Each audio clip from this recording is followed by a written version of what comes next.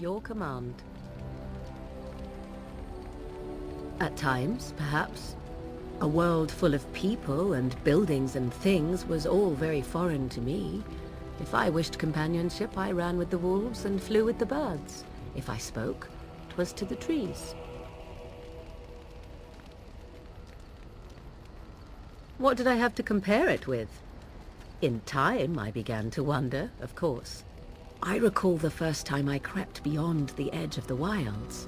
I did so in animal form, remaining in the shadows and watching these strange townsfolk from afar. I happened upon a noblewoman by her carriage, adorned in sparkling garments the likes of which I had never before seen. I was dazzled. This, to me, seemed what true wealth and beauty must be. I snuck up behind her and stole a hand mirror from the carriage. It was encrusted in gold and crystalline gemstones, and I hugged it to my chest with delight as I sped back to the wilds. Flemeth was furious with me. I was a child and had not yet come into my full power, and I had risked discovery for the sake of a pretty bauble. To teach me a lesson, Flemeth took the mirror and smashed it upon the ground. I was heartbroken. That is because I learned my lesson well. Beauty and love are fleeting and have no meaning. Survival has meaning. Power has meaning. Without those lessons, I would not be here today, as difficult as they might have been. They did indeed. To return to your original question, perhaps my time in the wilds was indeed lonely, but such was how it had to be. I find myself at times wondering what might have become of the girl with the beautiful golden mirror, but such fantasies have no place amidst reality. So, full of questions, are you? Well, that depends, does it not? What does she seem to be? Oh, she certainly was human. Once. Tell me, how much do you know of the tale? The one that the chastened still tell of my mother, to frighten them into obedience. No doubt such a tale has mutated much over time and telling. I can relay what Flemeth once told me herself, and you can decide whether or not 'tis the truth, if you desire. As the tale is sung by the bards, there was a time when Flemeth was young and beautiful, a fair lass in a land of barbarian men, the desire of any who saw her. Many centuries before this land was even named Ferelden. The tales say that Flemeth fell in love with Osen the bard, and fled the castle of her husband, the dread Lord Conabar, and that he swore vengeance for her infidelity. In truth, my mother claims that 'twas Osen who was her husband, and Conabar the jealous lord who looked on from afar. Lord Conabar approached young Osen and offered him wealth and power in exchange for his lovely wife, and Osen agreed.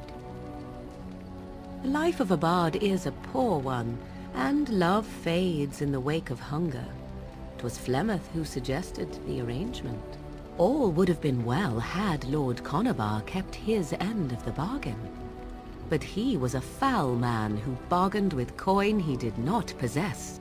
Osen was led off to a field and slain, left for dead. Flemeth spoke to the spirits and learned of the deed, and swore revenge. That was not the point. Conabar had no honor, so she would not have him. Flemeth begged the spirits to aid her, and 'twas they who slew Conabar. The demon the legend tells of came later. Lord Conabar's allies chased Flemeth, you see, chased her to the wilds, and there she hid. There she found the demon, and he made her strong. The legends all speak of the great hero Cormac, he who defeated Flemeth and her great army when she invaded the lowlands centuries later. All lies. You would be surprised at how little my mother cares for what I or others think of her past. The truth of the matter is that there was never an invasion. As Flemeth tells it, the Chastened never raised an army under her banner, and she never fought with any warrior named Cormac. Cormac led a brutal civil war against his own people, and later claimed it was to vanquish evil that had taken root amongst the lords. Thus, he was hailed a hero. Flemeth was only attached to the legend much later. Perhaps 'twas due to the great war with the Chastened that eventually came, but Mother claims not to know how it began. I do not believe everything that Flemeth claims. Oft it seems her bitterness has colored her memories. But on the whole, yes, I believe this tale, if not all. The demon within her has transformed her into something else. An abomination, perhaps some would say. I know not. I only know my mother is clever, and she is part of the wilds as it is part of her. But she is no immortal. She bleeds. A blade in her heart would kill her like any other, were it lucky enough to find her. You ask if I have sisters. I have asked of this myself. The stories tell of many witches of the wilds after all, not just the one.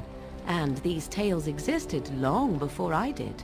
Flemeth refuses to speak of other daughters, if they existed. So, should I believe I am her first? I doubt that too. The Chastened tell of a falling out between Flemeth and her daughters. They say that one day she hunted them all through the wilds and ate their hearts. It may be true. I have never seen another witch or heard of one. Perhaps one day Flemeth will eat my heart as well. How often is this usually? Always? If not always, then when is it not true? There are more things in this world and the next than you or I could ever hope to understand. What Flemeth became is a mystery. I suspect, even to her. Flemeth tells it with far more embellishment than I, but you are welcome. Dare I ask of your own mother? Few are abominations of legend, 'tis true, but I find myself curious nevertheless. Ah, then you have my sympathies, for what it is worth. Which is very little, I am certain. It matters not. Let us move on.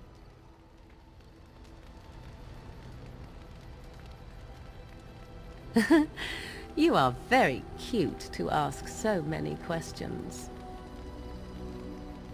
Really?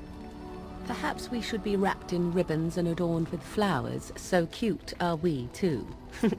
My mother has been hunted from time to time, yes, by Templar fools like Alistair, which should tell you how successful they generally were. Flemeth made a bit of a game of it, in fact.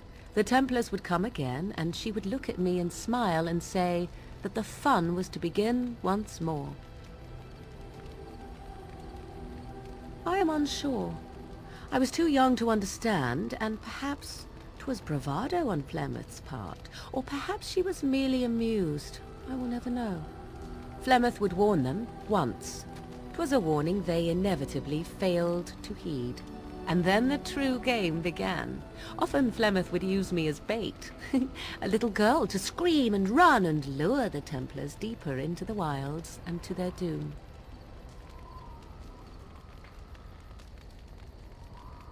Me? No, I never did any of the killing, until later. And even then Flemeth was a glutton for that sort of thing. Thankfully, the wilds is a vast place. Once they found us, Flemeth would simply move us elsewhere, and we would be lost within the forest once again. I did not understand the danger we faced until I was much older. I had never heard of apostates or maleficarum. You do not know? The zealots use that word for any magic they do not control.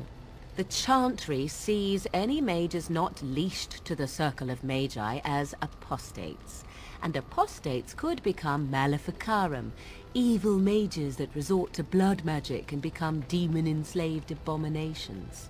It may even be true, still, those of us who prefer freedom see no reason to submit.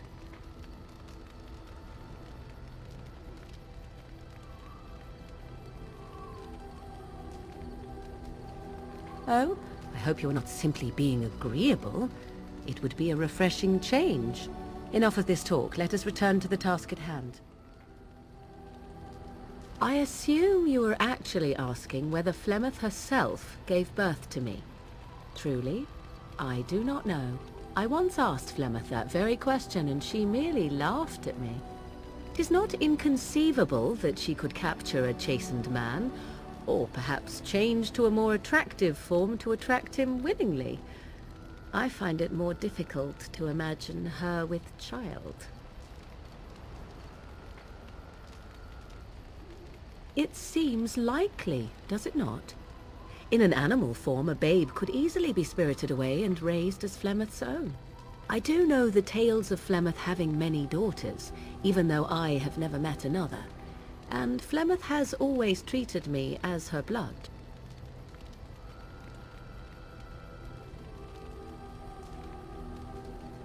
I would have nothing in common with them, nor any need for what they might provide.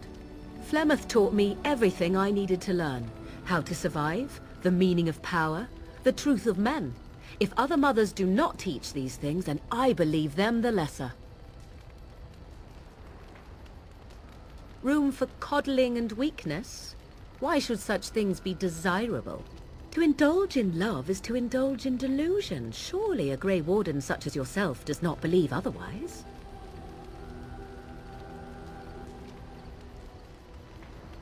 I see. Well, we all have our weaknesses, don't we? Why do you ask me such questions? I do not probe you for pointless information, do I? Beg pardon then, while I jump for joy. What is it you asked? If I grew up in the wilds? A curious question. Where else would you picture me? For many years it was simply Flemeth and I. The wilds and its creatures were more real to me than Flemeth's tales of the world of man. In time I grew curious. I left the wilds to explore what lay beyond, never for long. Brief forays into a civilized wilderness. For the most part, Flemeth taught me well. For all that I had been taught, however, the truth of the civilized lands proved to be overwhelming. I was unfamiliar with so much. So confident and bold was I, yet there was much that Flemeth could never have prepared me for. Equal parts daring and foolhardy, perhaps. Only once was I accused of being a witch of the wilds, and that by a chastened who happened to be traveling with a merchant caravan. He pointed and gasped, and began shouting in his strange language, and most assumed he was casting some curse upon me. I acted the terrified girl, and naturally, he was arrested. Men are always willing to believe two things about a woman. One, that she is weak, and two, that she finds him attractive. I played the weakling and battered my eyelashes at the captain of the guard.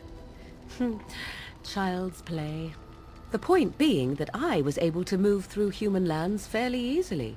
Whatever humans think a witch of the wild looks like, 'tis not I. Not that I did not have trouble. There are things about human society which have always puzzled me, such as the touching. Why all the touching for a simple greeting? To begin with, yes. What is the point of touching my hand? I find it an offensive intrusion.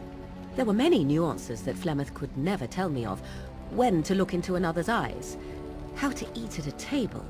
How to bargain without offending. None of these things I knew.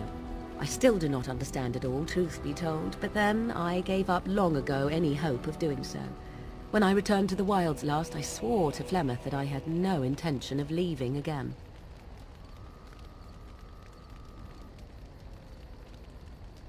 Yes? Let's ignore the entire Darkspawn threat and the presence of a simpleton as your only other Grey Warden ally, then. Not that I lack appreciation for the intent of your comment. Thank you. Well, let's get on with it before the ground opens up and swallows us, yes?